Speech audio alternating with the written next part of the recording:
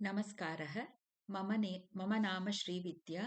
IIT Roorkee Samskrita Bharati मध्ये मौखिकपरीक्षार्थं पञ्चमः विषयः अत्र प्रेषितुम् इच्छामि। पञ्चमः विषयः अस्ति भाषणं।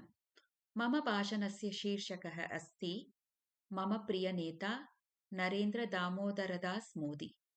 श्रीमान् नरेन्द्र मोदी अस्माकं भारतदेशस्य 14th प्रधानमन्त्री अस्ति।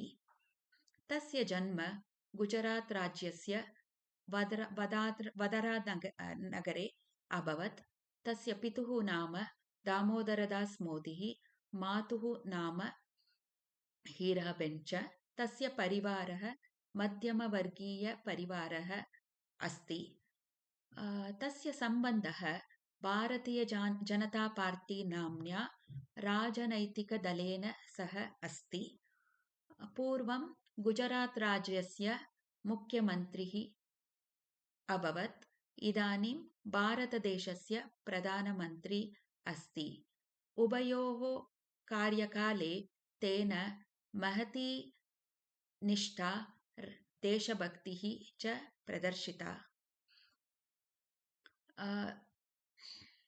सः अनेकानि योजनानि यथा digital India, make in India, स्वच्छ भारत्, विकसित् भारत् च आरम्भं कृतवान्। भारतदेशस्य शस्त्रसेनायाः आधुनिककरणाय विस्तराय महतीं प्रयासं कृतवान्।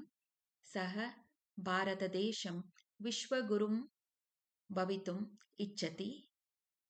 विश्वस्य लोकप्रियस्य महती नेता नरेन्द्र मोदी।